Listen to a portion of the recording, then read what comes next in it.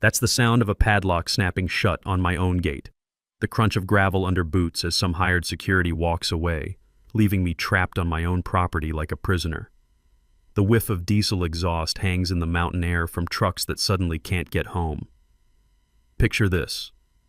You're a stubborn 58-year-old widower who's fought for this land his whole life, minding your own business on property your grandfather left you. Then Victoria, with her clipboard and smug grin, brands your cabin unfit and literally locks you inside your own community. Big mistake. See, what Victoria and her cronies didn't bother to research was that weathered concrete bridge everyone uses to get in and out, the sole lifeline connecting 47 fancy homes to the outside world. Yeah, I own that, every square inch. What would you do if neighbors locked you on your own land? Ever been trapped by your own HOA? Share your revenge story below. My name is Ezra Blackwood, and 6 months ago I thought the worst thing that could happen to me already had. My wife Margaret died after 40 years of marriage, leaving me with a hole in my chest the size of Colorado. So I did what any broken man would do. I ran. Packed up our Denver suburban life and moved to my grandfather's old cabin in Pine Ridge Estates, up in the mountains where the scent of pine and frost still clings to my grandfather's old land. 47 fancy homes dot the mountainside, all linked to the world by one concrete bridge. My concrete bridge, though I didn't know that yet.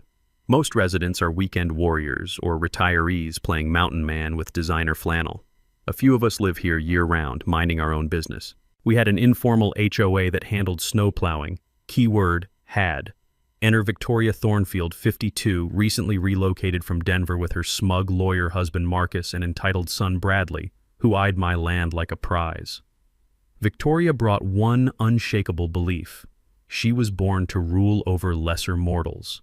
Rumor was she wanted my land for a developer's pet project, luxury condos with mountain views.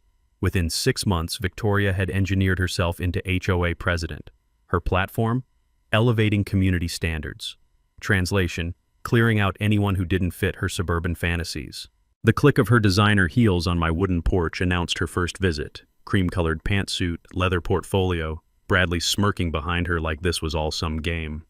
"Mr. Blackwood," she said, skipping pleasantries, "I'm here about your property compliance issues."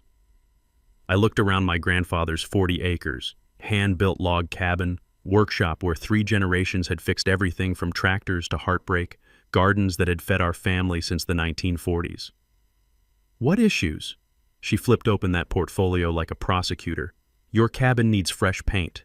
The workshop is an eyesore. Those gardens are inappropriate for a community of this caliber. Frankly, the entire aesthetic is dragging down property values." Now, I'm not a man who loses his temper easily. Margaret always said I had the patience of a saint and the stubborn streak of a mule. But listening to this woman insult 3 generations of my family's work, the creak of my grandfather's old rocking chair seemed to whisper warnings in the mountain wind. "This cabin has been in my family for 80 years, I said quietly. "My grandfather built it with his own hands. My father raised me here." "You want me to change it because it doesn't match your suburban fantasies?" Victoria's smile was sharp as broken glass. "Mr. Blackwood, we all have sentimental attachments, but progress requires sacrifice. I'm sure you understand." "I understand perfectly. The answer is no." She closed the portfolio with a snap. Bradley chuckled behind her. "We'll see about that." 2 weeks later, an official envelope appeared in my mailbox. Some anonymous citizen had filed complaints with Jefferson County about unpermitted structures on my property. The county inspector, a nervous kid who kept apologizing, explained that every building needed current permits and architectural surveys. The bitter taste of morning coffee turned to ash as I calculated $3,200 in fees for permits on buildings that had stood longer than most Pine Ridge residents had been alive. Victoria's first shot across the bow. But here's what she didn't know about the Blackwood family. We don't roll over for bullies. My grandfather fought claim jumpers in these mountains. My father stood up to corrupt county officials who tried to steal our water rights. That night, sitting in the workshop surrounded by 80 years of family history, I realized Victoria Thornfield had just picked a fight with the wrong man. Her words cut deeper than the mountain wind, but I wasn't about to let her win. She thought she was dealing with some grieving old fool who'd pack up and disappear. She had no idea who she was messing with. Ever had a neighbor try to control your life? Wait till you hear what I did next. Victoria didn't waste time savoring her permit victory. 3 days after I wrote that $200 check, she struck again. This time, she brought a surveyor, her brother-in-law naturally, to re-establish proper property boundaries. I was drinking my morning coffee when I heard the whir of surveying equipment cutting through the mountain silence. Through my kitchen window, I watched Victoria's brother-in-law, smirking like her, set up his shoddy transit on what I knew damn well was my land. "Morning," I called out, walking over with my coffee still steaming in the cold air. "Mind telling me what you're doing on my property?" Victoria's brother-in-law had the surveying skills of a drunk GPS and twice the arrogance. "We're resurveying community green space," he said, not bothering to look up. "Seems there's been some confusion about boundaries." "No confusion here. My property line runs 20 feet past that oak tree. Been that way since 1943, long before this community existed." He finally looked at me, that family smirk widening like he was enjoying some private joke. "Well, according to our instruments, you've been encroaching on community property for years. Amazing what proper equipment reveals." The younger assistant looked nervous, constantly checking his notes and glancing between his boss and me. Smart kid. He could smell the bullshit even if he wasn't brave enough to call it out. Within hours, Victoria's brother-in-law had discovered that my property line was mysteriously 20 feet smaller than it had been for 80 years. By the next afternoon, a crew was installing an 8-foot privacy fence, not on the disputed line, but 15 feet onto my land. The thunk of fence posts being driven into frozen ground echoed like gunshots across the mountain. Each post felt like a stab at Margaret's memory, but I wasn't about to let Victoria win this psychological warfare. The fence blocked my family's hiking trail access and positioned itself perfectly to kill my workshop's morning sunlight, destroying 80 years of Blackwood routines with surgical precision. Mrs. Holloway appeared at my elbow around 3 o'clock, carrying a thermos of hot coffee and wearing the worried expression of someone who'd seen enough small-town politics to know how these things end. "This isn't right, Ezra," she whispered, squeezing my arm with surprising strength. "That fence is clearly on your land. We're with you, honey." Then she glanced nervously toward Victoria's house, where curtains twitched in an upstairs window, and hurried away like she was afraid of being seen consorting with the enemy. That evening I called Becker and Associates, the county's most respected surveying firm. Tom Becker himself had surveyed half the properties in Jefferson County, including several that had gone to court. Cost me $800, money I didn't really have, but by Friday morning I had ironclad proof. Victoria's fence sat 15 feet inside my property line. But here's where my 40 years of engineering kicked in. When you've spent your career building bridges, dams, and roads, you learn that the devil lives in old documentation everyone forgets about. Infrastructure has memory, and that memory lives in county courthouses and dusty file cabinets. Saturday morning, I spent hours going through my grandfather's file boxes in the workshop, documents I hadn't touched since moving here. The crackle of old paper documents revealed genuine treasure.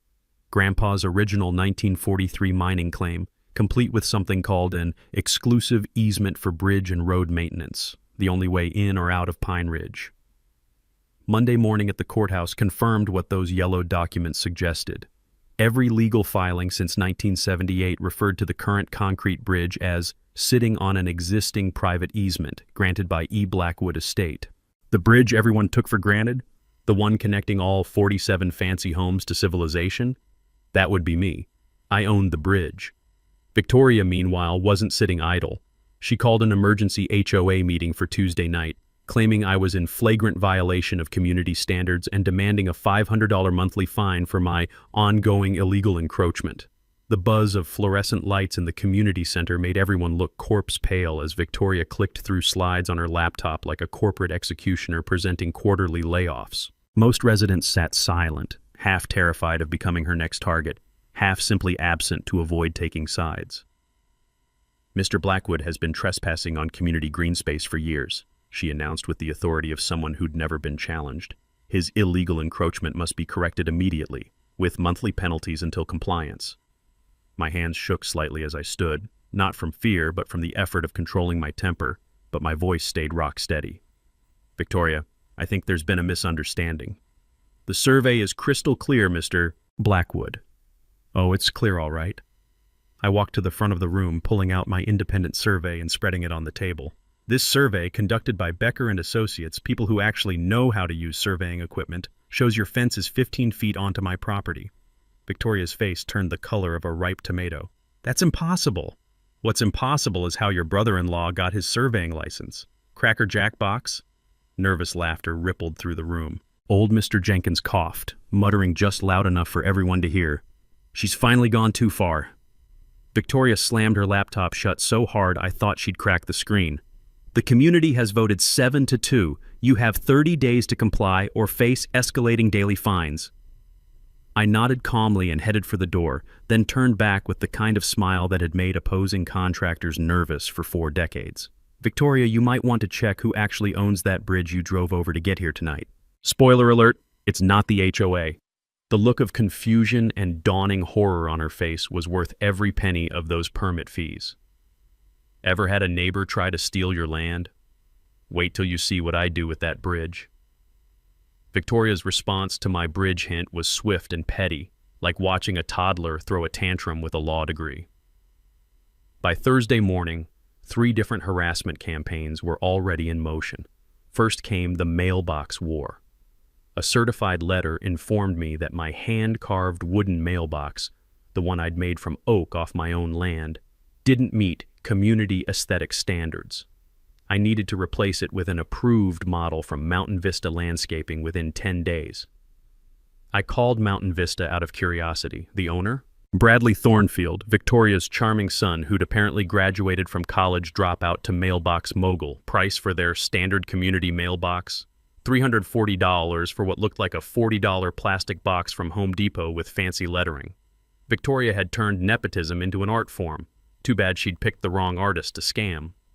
The smell of wood stain filled my workshop as I spent the weekend building a mailbox that would make the Smithsonian jealous. Hand-carved mountain scenes, weather-sealed cedar, bronze hardware, the works. It exceeded every requirement in their guidelines and cost me $30 in materials. Victoria's reaction: wood wasn't professional enough for Pine Ridge's image. Apparently craftsmanship was now a violation. Next came the garbage games. Suddenly Pine Ridge Waste Management was skipping my pickup due to route efficiency optimization. Funny how my garbage can was the only one being optimized right off their route. The crunch of gravel under my boots became my Tuesday morning soundtrack as I hauled trash to the community dumpster, which Victoria had conveniently relocated to Siberia. The garbage truck driver, a guy named Pete, pulled me aside one morning. "This is bullshit, Mr. Blackwood," he whispered, glancing around. "Lady called my boss, made threats about our contract. I'm sorry, man." Then came the firewood harassment. An anonymous complaint claimed my excessive firewood storage created a fire hazard. Fire Marshal Rodriguez, a decent guy caught in Victoria's web, had to inspect my neatly stacked cords. "This is the cleanest woodpile in the county," he said, shaking his head. "Someone's using my department as their personal revenge service." But here's where Victoria overplayed her hand. She started spreading rumors at Murphy's Diner about how my non-conforming cabin was destroying property values. Loud enough for Sarah Chen, a property rights attorney, grabbing lunch, to overhear every word. Sarah called that afternoon. "Mr. Blackwood, I couldn't help noticing some concerning harassment patterns. Want to discuss your legal options over coffee?" While Victoria played mailbox dictator, I was building a case. Every interaction got documented with military precision. Every phone call recorded. Colorado's a one-party consent state, and brother, was I consenting. I requested 5 years of HOA meeting minutes, discovering Victoria's greatest hits album.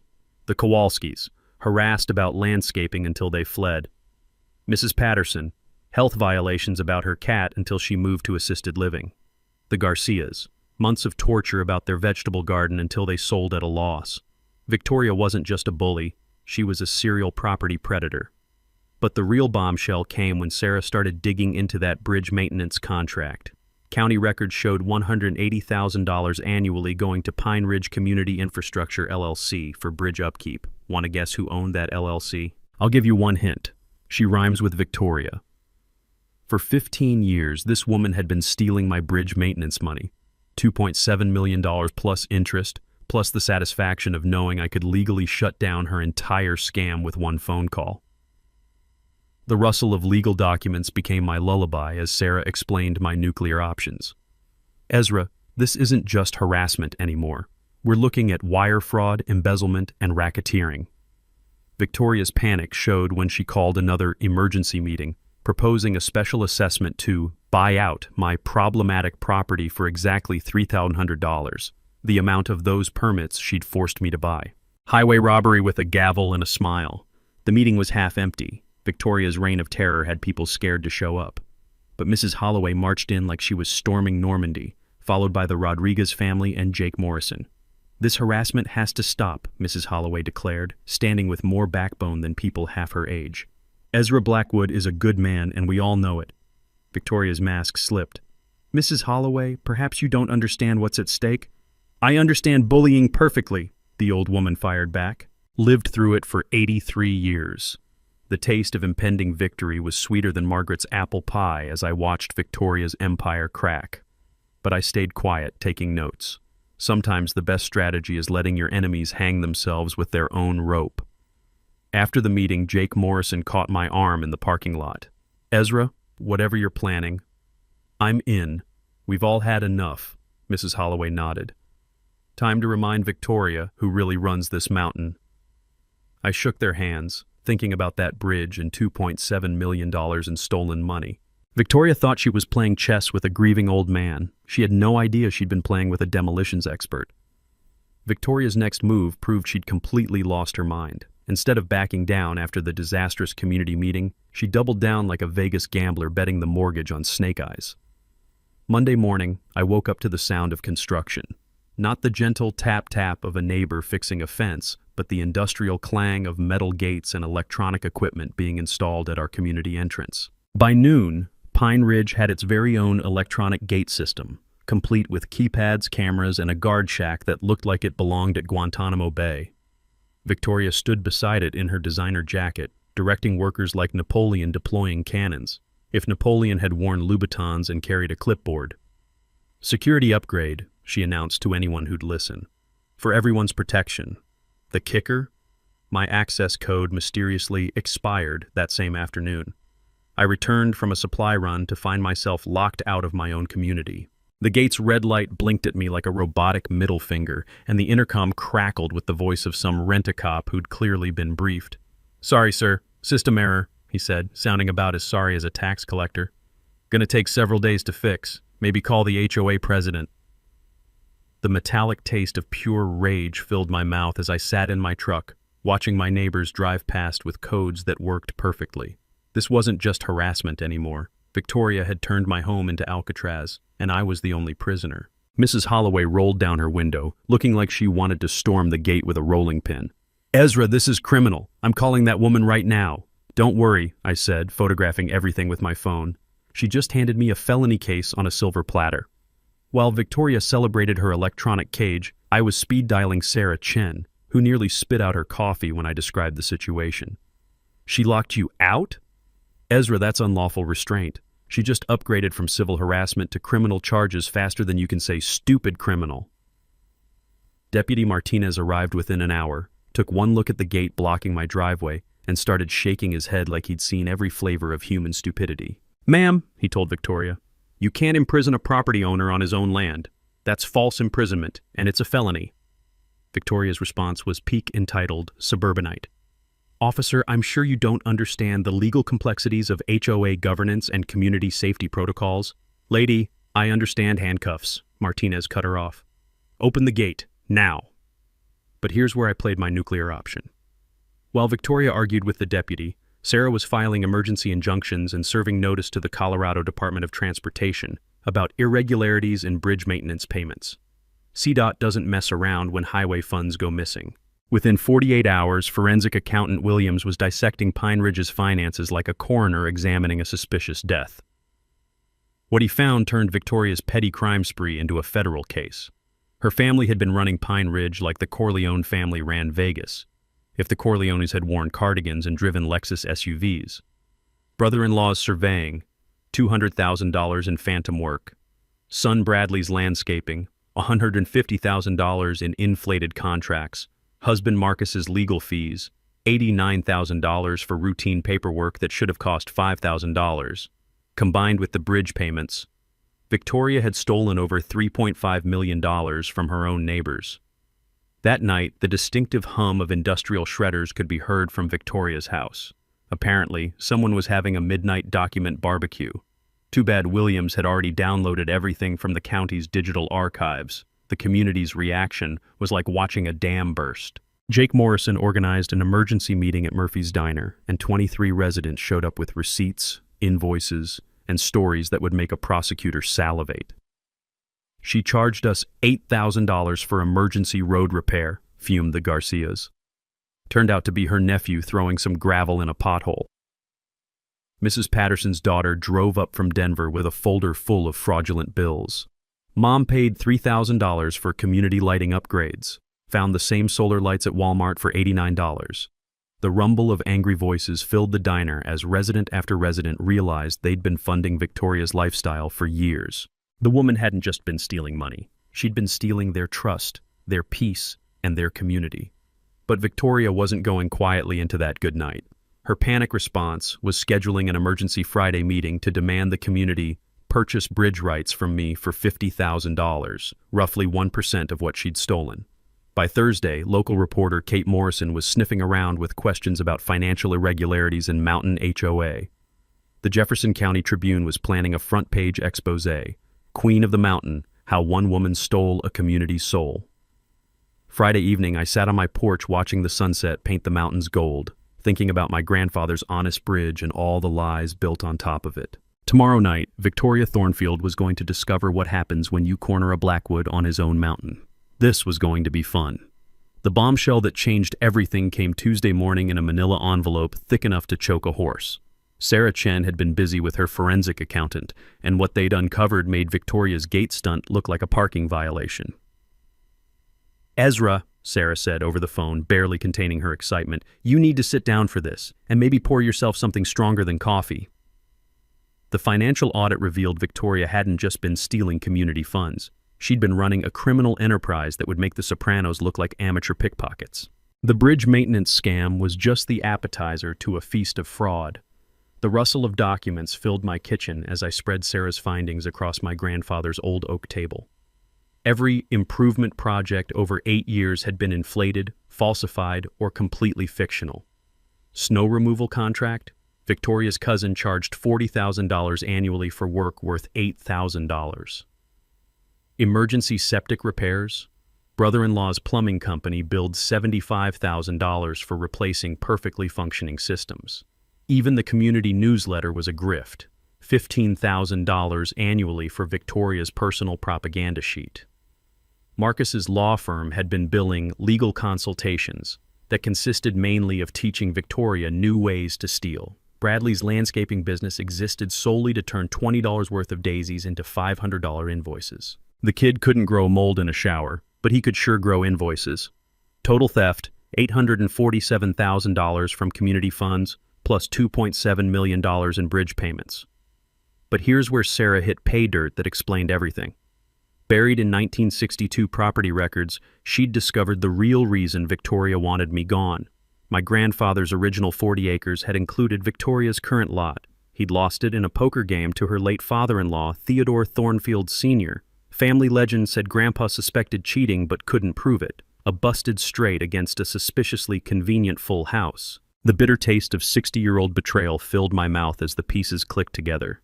Victoria had known about my bridge ownership from day one. Her entire harassment campaign wasn't about community standards. It was revenge for a poker game older than color television, wrapped in the biggest HOA theft in Colorado history. The criminal picture was stunning in its scope. Williams, the forensic accountant, called it organized crime in cardigans, a systematic looting operation disguised as community improvement. Forged invoices, phantom work orders, kickback agreements hidden in legitimate contracts. Victoria's desperation was showing in real time. Marcus had quietly filed for divorce 2 weeks ago, citing irreconcilable differences. Lawyers speak for, "My wife's a criminal and I'm heading for the hills before the handcuffs come out." Bradley had been frantically trying to withdraw money from his business accounts, only to discover the IRS had frozen everything pending audit. Apparently, paying taxes on stolen money hadn't occurred to the landscaping genius. The power dynamic had flipped completely. Victoria was no longer the predator stalking an isolated widower. She was a cornered embezzler facing federal charges, civil lawsuits, and the spectacular collapse of her stolen empire. The sound of gravel crunching in my driveway announced County Commissioner Walsh, looking like he'd rather wrestle bears than have this conversation. "Mr. Blackwood," he said, hat literally in hand. "We need to discuss Friday's meeting. There are some irregularities requiring immediate attention." Irregularities, like calling the Hindenburg a minor heating issue. "Commissioner," I said, offering coffee, "what we need to discuss is how Pine Ridge will elect a new HOA board and recover $3.5 million in stolen funds." His relief was visible from space. The county had been dodging Victoria's political connections for years. Now they had a victim willing to fight and evidence that would make prosecutors weep with joy. Friday night wasn't going to be about bridge ownership anymore. It was going to be Victoria Thornfield's very public, very permanent downfall. Margaret always said justice was patient. She never mentioned how satisfying it could be when it finally arrived. Wednesday morning transformed my grandfather's workshop into a war room that would make the Pentagon jealous. Sarah Chen arrived at dawn with 2 briefcases full of evidence and a smile sharp enough to perform surgery. "Ezra," she said, spreading documents across my workbench like a general planning D-Day, "Victoria Thornfield just handed us the legal equivalent of a royal flush. Time to go all in and watch her fold." My team was small, but deadlier than a nest of vipers. Sarah Chen, property rights attorney with a 20-year track record of destroying corrupt HOAs. Miguel Santos, forensic accountant and former FBI white-collar investigator who'd unraveled 3 Ponzi schemes and one spectacularly crooked casino. Rebecca Stone, civil rights lawyer working pro bono because she'd grown up watching small-town tyrants crush honest people. And my ace in the hole, retired Judge Hamilton Gray, my old Army buddy who knew every legal loophole in Colorado, and a few that weren't in the books yet. The aroma of fresh coffee and impending justice filled the workshop as we laid out our battle plan. Maps of property boundaries covered one wall. Financial flowcharts showing Victoria's elaborate money laundering covered another. Timeline charts documenting 8 years of systematic theft lined the third wall like a prosecutor's wet dream. "This isn't just about your bridge anymore," Rebecca said, pointing at the evidence with the enthusiasm of a kid unwrapping Christmas presents. "Victoria's created a textbook RICO case. We're talking federal racketeering charges." The financial strategy was beautiful in its devastating simplicity. I could legally close the bridge tomorrow, turning Pine Ridge into an expensive island. The structure needed $400,000 in deferred maintenance, work Victoria had been collecting money for while apparently using it to fund her Botox addiction instead. "Here's the gorgeous part," Miguel explained, his calculator clicking like a casino slot machine hitting jackpot. "She owes you $2.7 million in bridge payments, plus the community's $847,000 in embezzled funds, plus triple damages for fraud. We're talking north of $8 million in total liability." Meanwhile, Victoria was having what could charitably be called a complete meltdown. Sources at the county courthouse reported she'd shown up Tuesday demanding to speak to someone in charge about harassment by rogue attorneys. When told the investigation was legitimate, she'd reportedly screamed about corrupt government officials before storming out in her Lexus. The community organizing was pure poetry in motion. Mrs. Holloway had weaponized her Bridge Club network, spreading truth faster than Victoria had once spread lies. Every coffee morning, book club meeting, and grocery store encounter became a tactical briefing. "Honey," she told me Thursday morning, "these women have been suspicious for years. Victoria's designer wardrobe while we're paying emergency assessments? Her annual business trips to Europe? We're not stupid, we just needed someone with the backbone to fight." Jake Morrison had rallied every working-class resident who'd ever been on Victoria's target list. The informal alliance included contractors, handymen, teachers, and nurses, people who actually worked for their money instead of stealing it from neighbors. Maria Rodriguez brought evidence that would make prosecutors weep with joy. Photos of Victoria's professional landscaping that consisted of throwing wildflower seeds on dirt and charging $5,000 per yard. "She fined us for hanging laundry outside," Maria said, her nurse's composure cracking with righteous anger. "Called it unsightly. This from a woman stealing our money to fund plastic surgery and complaining about our clean clothes." The click of computer keyboards became our evening soundtrack as we compiled evidence into presentations so damning they should come with warning labels. Every fraudulent invoice, every inflated contract, every kickback payment was documented with precision that would impress an IRS auditor during tax season. The media strategy was chef's kiss perfect. Reporter Kate Morrison wasn't just covering local corruption anymore, she was documenting the biggest municipal fraud case in Colorado history. Denver TV stations were sending crews. A true crime podcast called Bridge to Nowhere was already in production. Victoria's political protection had evaporated faster than water in Death Valley. County Commissioner Walsh publicly announced a comprehensive investigation into governance irregularities. The state attorney general was asking pointed questions about oversight and accountability. The whir of my old printer working overtime became the soundtrack of approaching justice. We prepared 47 identical evidence packets, one for every household, containing Victoria's criminal greatest hits and calculations showing exactly how much each family had lost to her schemes. Bridge inspection reports confirmed what I'd suspected. The structure needed immediate repairs that Victoria had been collecting money for but never performing. Engineering analysis proved I could legally close it for safety reasons, effectively holding the entire community hostage until someone ponied up $400,000. Hamilton Gray provided the legal coup de grace. "You don't need to destroy Victoria," he said, reviewing our evidence with professional satisfaction. "She's already destroyed herself. We just need to document the spectacular explosion." By Thursday evening, everything was locked and loaded, evidence ready, media alerted, law enforcement briefed, Victoria isolated and panicking. Friday night was going to be more entertaining than Netflix and twice as satisfying. Time to show Victoria what happened when you picked a fight with the wrong mountain man. Victoria's descent into full-blown criminal desperation began Thursday morning when she hired a private investigator to dig up dirt on my past. Unfortunately for her, she'd picked the wrong target for a smear campaign. The PI, a sleazy guy named Kruger who looked like he'd failed the police academy twice, spent exactly 3 days investigating Ezra Blackwood before having what could only be described as a crisis of conscience. "Mr. Blackwood," he said, appearing at my door Friday morning looking embarrassed enough to hide under a rock, "I need to return Mrs. Thornfield's money and give you some information. Turns out my military service record and engineering awards made me look like a Boy Scout compared to Victoria's criminal enterprise." But Kruger had discovered something even more damaging. Victoria's previous HOA conflicts in Denver, where she'd used identical tactics against 3 different communities before fleeing to Pine Ridge. "She's a serial HOA predator," Kruger explained, handing me a thick file. "Denver, Colorado Springs, Boulder, same pattern every time. Take over the board, install family members as contractors, steal everything that isn't nailed down, then disappear when the heat gets too intense." The rustle of damning evidence felt like Christmas morning as I flipped through photos of Victoria's previous victims and their remarkably similar stories. But Victoria wasn't done making catastrophically stupid decisions. Thursday afternoon, she approached County Inspector Williams with an envelope containing $5,000 in cash and a suggestion that my cabin might have structural issues requiring immediate condemnation.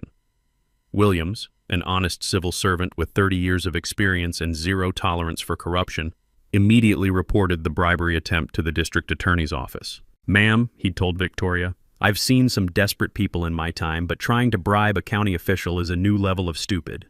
Have a nice day and expect a visit from some folks with badges." Meanwhile, I was playing the longest chess game of my life. While Victoria panicked and committed felonies, I was quietly installing security cameras around the bridge approaches and contracting with Peterson Engineering for a routine safety inspection that would document every expensive repair Victoria had been avoiding. The bridge inspection results were damning: structural degradation that should have been addressed annually, drainage issues that could cause foundation problems, railing systems that violated current safety codes. Total repair cost: exactly the $400,000 Victoria had been stealing for maintenance. The mechanical whir of Peterson's equipment echoed across the valley as they documented 8 years of deferred maintenance that Victoria had been collecting money for while spending it on designer handbags. Sarah Chen arranged with the Colorado Department of Transportation for emergency access protocols, basically legal permission to close the bridge if safety concerns required it. CDOT was thrilled to cooperate, considering they'd been unknowingly funding Victoria's shopping sprees with highway maintenance money. Victoria's family was imploding spectacularly. Marcus had moved out Tuesday night, taking nothing but his law books and his dignity. Bradley was frantically trying to liquidate his fake landscaping business before the IRS seized everything. Even Victoria's sister Patricia, a Pine Ridge board member, resigned in a letter that basically said, "I can't be associated with this criminal anymore." The community intimidation campaign was Victoria's final desperate gambit. Anonymous threatening letters appeared in mailboxes of my supporters, warning about consequences for supporting troublemakers. Social media harassment targeted Maria Rodriguez and Jake Morrison with fake accounts posting personal information and veiled threats. The scratch of security camera installation in pre-dawn darkness became my new morning routine as I documented every act of harassment. Victoria was creating evidence against herself faster than a criminal justice textbook could catalog felonies. But her biggest mistake was underestimating Mrs. Holloway's tech-savvy college grandson, Tommy, who traced the anonymous harassment back to Victoria's home IP address in about 20 minutes. "Grandma," Tommy announced at Sunday dinner, "your HOA president is really bad at cybercrime." The digital forensics revealed Victoria had been using her home computer to create fake social media accounts, send threatening emails, and even post fake negative reviews of local businesses that supported me. She'd left an electronic trail that would make prosecutors dance with joy. Sheriff's deputies arrested Bradley Tuesday afternoon for vandalizing the Rodriguez family car, caught on 3 different security cameras spray painting "traitors" across their windshield. The kid pleaded guilty immediately, probably hoping cooperation would reduce his mother's inevitable sentence. The buzz of legal documents being served became Pine Ridge's new background noise as process servers delivered subpoenas to Victoria's remaining allies. Criminal charges were being filed faster than she could hire lawyers to defend against them. By Wednesday, Victoria was calling emergency meetings that nobody attended, sending emails that nobody answered, and making threats that nobody feared. Her reign of terror had collapsed into a one-woman pity party with an audience of 0. The final straw came when she attempted to call the FBI to report me for domestic terrorism and threatening critical infrastructure. The agent who took her call reportedly listened for 5 minutes before suggesting she might want to hire a really good criminal defense attorney. Thursday night, I sat on my porch watching Victoria's house where lights burned until dawn as she presumably shredded documents and packed bags. Tomorrow's community meeting was going to be the final act of her very public downfall. Margaret always said desperate people make desperate choices. She never mentioned how entertaining those choices could be to watch. Victoria's final week of freedom was a masterclass in how not to handle criminal exposure. Instead of quietly disappearing like a smart felon, she chose the scorched earth approach, apparently convinced that if she couldn't have Pine Ridge, nobody could. Monday morning brought her most delusional scheme yet, dissolving the entire HOA to avoid prosecution. She filed emergency paperwork with the county claiming irreconcilable governance disputes and community safety concerns required immediate dissolution of Pine Ridge Estates as a legal entity. Her logic was spectacular in its stupidity. If there was no HOA, there could be no embezzlement charges. Unfortunately for Victoria, dissolved organizations don't magically erase felony convictions, and missing money doesn't undisappear because you file paperwork. The acrid smell of desperation hung over Pine Ridge like smoke from a tire fire as Victoria made increasingly erratic public appearances. Tuesday afternoon, she was spotted at Murphy's Diner loudly demanding the owner stop serving people who are destroying our community. When Murphy pointed out that feeding people was literally his job, Victoria screamed about harassment by radical elements and stormed out without paying her check. The false police reports started Wednesday. Victoria called 911 claiming I was making terrorist threats against community infrastructure because I'd mentioned my bridge ownership at the grocery store. She reported suspicious activity at my workshop because I was building evidence charts. She even claimed I was trespassing on community property when I walked my own land.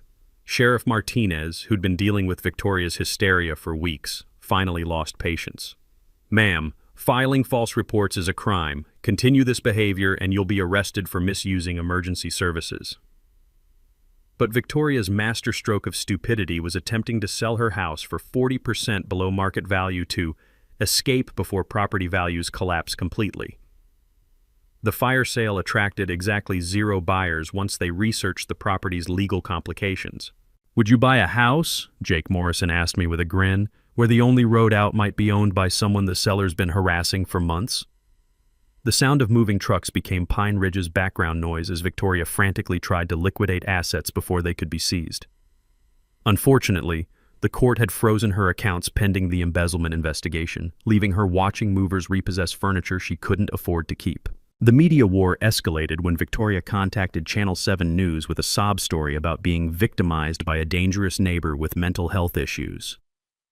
Reporter Jessica Walsh arrived expecting a human interest story and instead discovered the biggest municipal corruption case in Colorado history. Mrs. Thornfield, Walsh said during what Victoria thought would be a sympathetic interview, are you aware that federal investigators have identified you as the primary suspect in a multi-million-dollar embezzlement scheme? Victoria's on-camera meltdown went viral within hours. Her shrieking about fake news and government conspiracies while standing in front of her mansion, purchased with stolen HOA funds, became the poster child for entitled criminal delusion.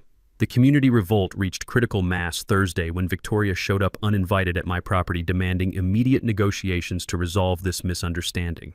She'd apparently convinced herself that charm and entitlement could fix federal criminal charges. Ezra, she said, standing on my porch in a designer outfit that cost more than most people's cars, surely we can work something out between reasonable people. Victoria, I replied, camera rolling to document everything. Reasonable people don't steal $3.5 million from their neighbors. Her mask finally slipped completely. You have no idea what you've done, she screamed. I'll burn this whole place down before I let you destroy everything I've built. The crack in her voice revealed someone finally understanding that consequences were real and unavoidable. Mrs. Holloway, who'd been walking by with her daily constitutional, stopped to witness Victoria's complete psychological breakdown. Honey, the old woman said with devastating gentleness, what you built was made of lies and stolen money. It was always going to fall down. Victoria's response was to threaten legal action against everyone involved in this conspiracy. When I pointed out that her husband had filed for divorce and her son was facing criminal charges, she began screaming about corrupt judges and rigged systems. The final confrontation was scheduled for Friday night's emergency meeting, Victoria's last chance to control the narrative before criminal charges were filed. She'd sent emails to every resident promising shocking revelations about dangerous elements threatening our community. What she didn't know was that 43 of 47 households had already received our evidence packets. The shocking revelations were going to be about her, not me. The taste of inevitable victory was sweeter than anything I'd experienced since Margaret's apple pie. Tomorrow night, Victoria Thornfield would face a room full of people she'd been robbing for years, armed with proof of every crime she'd committed. Friday evening, I sat on my porch watching lights burn late in Victoria's windows as she presumably practiced whatever lies she planned to tell. The mountain was silent except for wind through the pines and the distant sound of justice approaching like thunder. Margaret used to say that truth always finds a way. She never mentioned how satisfying it would be to watch it arrive. Friday night, the Pine Ridge Community Center looked like a cross between a town hall meeting and a public execution. 200 people packed into a space designed for 50, with regional TV crews setting up cameras and sheriff's deputies positioned strategically around the room. Victoria arrived fashionably late in her Lexus, apparently still believing she could control the narrative. She wore her most expensive outfit, a cream-colored suit that probably cost more than most residents' monthly mortgage payments, and carried herself with the delusional confidence of someone who'd never faced real consequences. The buzz of anticipation filled the room as she strode to the podium like she was accepting an award instead of facing a firing squad of angry neighbors armed with evidence of her crimes. Ladies and gentlemen, Victoria began, her voice projecting the artificial authority she'd wielded for years. I've called this emergency meeting to address the malicious attacks against your elected leadership and the dangerous elements threatening our community's safety. The crowd's reaction was immediate and hostile. Shouts of, "Where's our money?" and "Thief!" erupted from the audience. Mrs. Rodriguez stood up, holding her evidence packet like a weapon. Victoria, we know about the fake landscaping bills. We know about the bridge money. We know about everything. Victoria's composure cracked slightly, but she pressed on with her prepared lies. These accusations are the desperate attempts of a disturbed individual who— That's enough. My voice cut through her babbling like a knife through butter. The room fell silent as I stood up, holding a manila folder thick enough to choke a horse. The click of my boots on the wooden floor echoed as I walked to the front of the room. Behind me, Sarah Chen wheeled in a cart loaded with evidence boxes. Miguel Santos set up a laptop connected to the overhead projector. The cavalry had arrived. Ladies and gentlemen, I said, turning to face the crowd, let me tell you about a bridge. I opened the folder and pulled out my grandfather's 1943 mining claim documents, holding them up for everyone to see. This is the deed that proves my family has owned the bridge connecting Pine Ridge to the outside world for 81 years. Gasps rippled through the audience. Victoria's face went from confident to confused to horrified in the span of 3 seconds. For the past 15 years, I continued, the Colorado Department of Transportation has been paying bridge maintenance fees to Pine Ridge Community Infrastructure LLC. That's Victoria's shell company. She's been stealing money that legally belongs to me, $2.7 million. The projector screen lit up with financial documents showing every fraudulent payment. The crowd's murmur turned into an angry roar as they saw the scope of Victoria's theft. But that's not all, I said, enjoying every second of Victoria's growing panic. Mrs. Thornfield has been running a criminal enterprise disguised as community improvement. Every project, every contract, every special assessment, all of it designed to funnel your money into her family's pockets. Miguel stepped forward with a laser pointer, highlighting the financial flowcharts showing Victoria's embezzlement network. Total theft from community funds, $847,000 over 8 years. Brother-in-law's surveying company, son's landscaping business, husband's legal fees, all inflated by hundreds of %. Victoria tried to interrupt. These are fabricated documents. This is a conspiracy to... Ma'am, Sheriff Martinez said, stepping forward with handcuffs gleaming under the fluorescent lights. You have the right to remain silent. I'd suggest using it. The room erupted in applause as Martinez read Victoria her rights. Criminal charges, embezzlement, fraud, bribery, filing false police reports, and racketeering. Federal prosecutors were preparing additional charges related to interstate wire fraud and money laundering. The metallic click of handcuffs closing around Victoria's wrists was the sweetest sound I'd heard since Margaret's laughter. The woman who'd tried to destroy my life was finally facing justice for her crimes. "You can't do this," Victoria screamed as deputies led her toward the door. "I'll fight this. I'll appeal.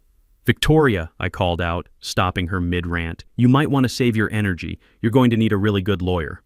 The crowd's laughter followed her out the door and into the patrol car, where camera flashes documented the end of her reign of terror. County Commissioner Walsh took the podium to announce the immediate dissolution of Victoria's HOA board and the appointment of an interim governance committee.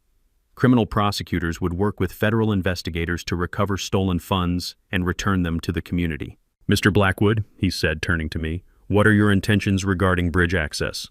I stood up, looking at the faces of neighbors who'd suffered under Victoria's tyranny for years. "The bridge will remain open, but Pine Ridge is going to purchase proper ownership for fair market value, $50,000. That money will go directly into a community scholarship fund." The standing ovation lasted 5 minutes. Mrs. Holloway wiped tears from her eyes. Jake Morrison pumped his fist in the air. Maria Rodriguez hugged her children, finally free from Victoria's harassment. The flash of camera bulbs documented the moment Pine Ridge reclaimed its soul from a thief who'd nearly destroyed it. Outside, Victoria's patrol car disappeared into the mountain darkness, carrying away 8 years of corruption and fear. Justice had finally come to Pine Ridge, and it had arrived in handcuffs. 1 month later, Victoria Thornfield stood in Jefferson County Court wearing an orange jumpsuit that clashed spectacularly with her designer sensibilities. She pleaded guilty to embezzlement, fraud, and bribery charges rather than face a trial that would have lasted months and embarrassed her even more publicly. Judge Hamilton Gray, my old Army buddy, now presiding over Victoria's sentencing, showed no mercy for HOA tyrants who robbed their neighbors.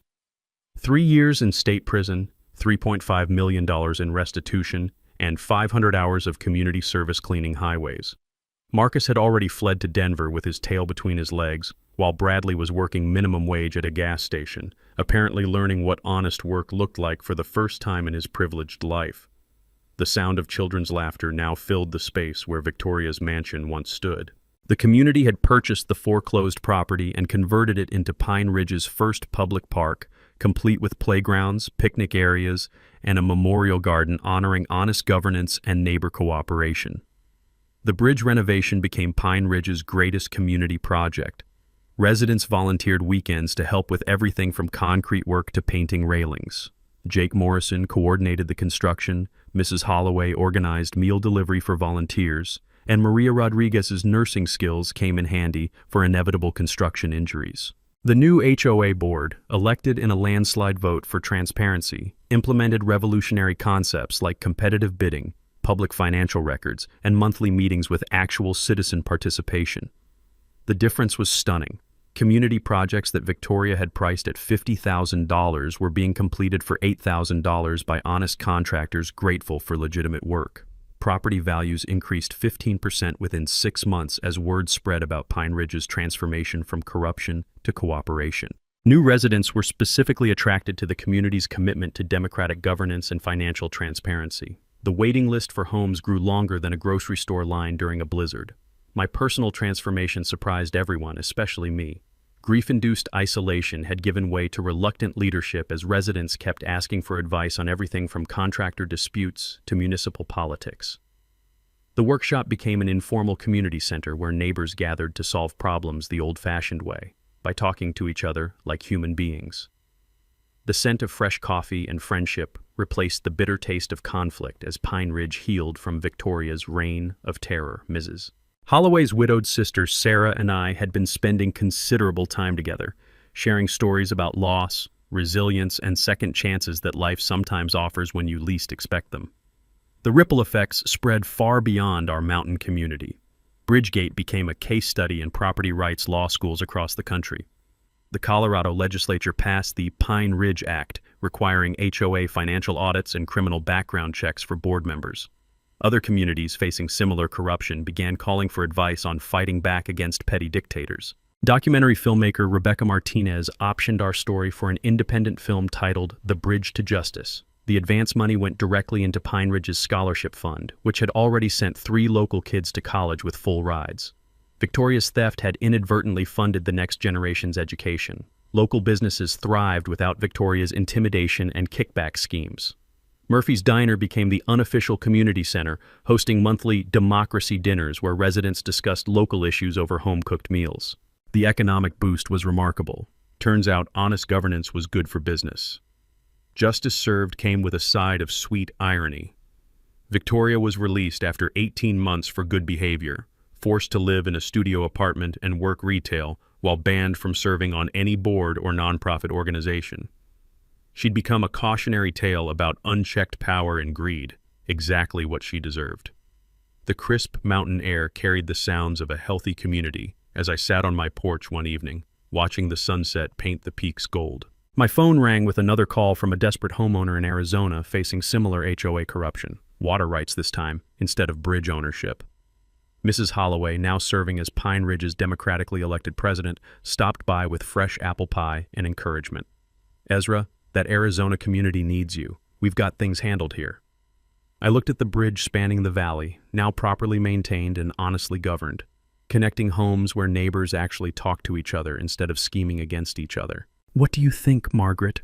I whispered to the mountain wind. The answer came in the form of children playing in Victoria's former garden, their laughter echoing across water flowing freely under an honest bridge.